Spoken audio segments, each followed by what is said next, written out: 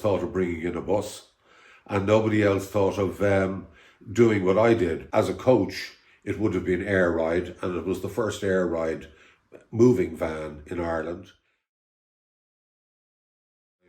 So I was always one of the favoured bidders for the international and European moves for the Department of Foreign Affairs. One particular move became the Swansong of Isabella, a move from Rathgar to Rome for the man who was to become first secretary in the embassy, the Irish embassy in Rome. We loaded Isabella right in front of his home, and it was to be the sole move on the truck, and the truck was to drive straight to Rome, and my driver at the time set off that day, and on his way to Rome, he didn't make it all the way. I think he had to climb the Bremer Pass, and on the way down, the engine packed in on Isabella and got towed into a garage on the Italian side. The Italian took one look at it and thought, my God, this is an expensive truck. I'll quote the earth for the replacement of the engine, which would have cost a lot of money anyway. But he quoted far too much, and I just couldn't afford it. The most important thing, of course, that was uppermost in my mind was getting the move to Rome, because that's what I'd been contracted to do, and that's what I had to achieve.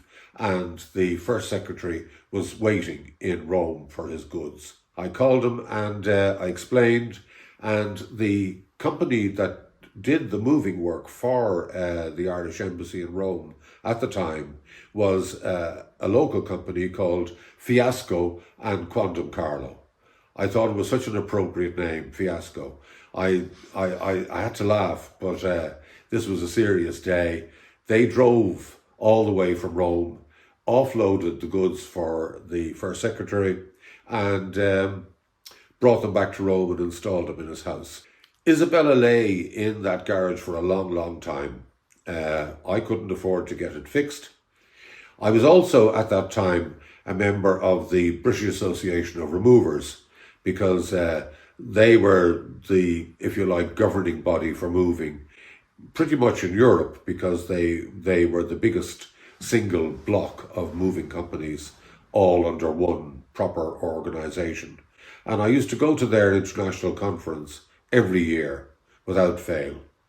I was approached by two very nice guys. One of them, his name was Daly, he was an Irishman, and he had a partner, and the two of them had a business in the south of England near Brighton.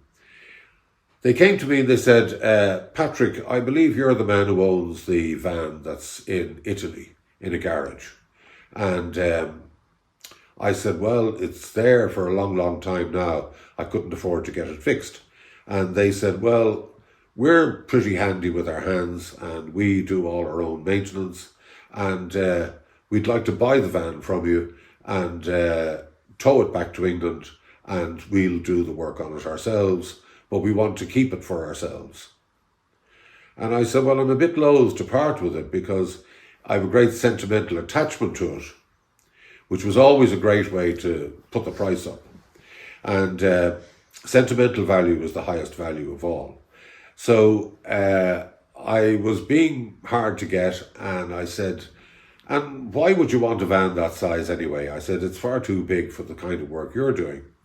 And they said, well, actually, we are in the moving business and we do household removals, but what we've gradually begun to do more and more of is moving charitable donations to Romania.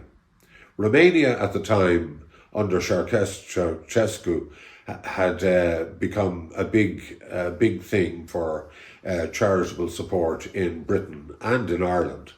And these two chaps had begun to provide warehousing facility for receiving donations, and then they would fill a van and they would drive the whole way down. And they did this for pretty much cost, because they felt they were doing the right thing. And they told me such a good story anyway that I felt that I'd like to support them.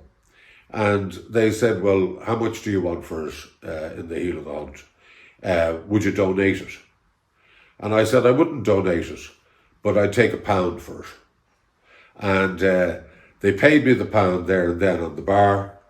And interestingly, they converted a Bedford tractor unit, put a sort of dolly on the back of it, were able to jack up the Volvo, sit it on the back of it, and tow it all the way back from Italy to Britain, replace the engine, re-liveried it, and put it to use doing mercy runs to Romania for the rest of its life.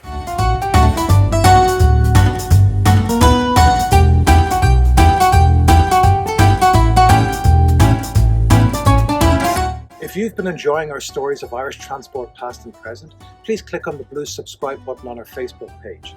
Thank you for your support and keep watching Ireland Made.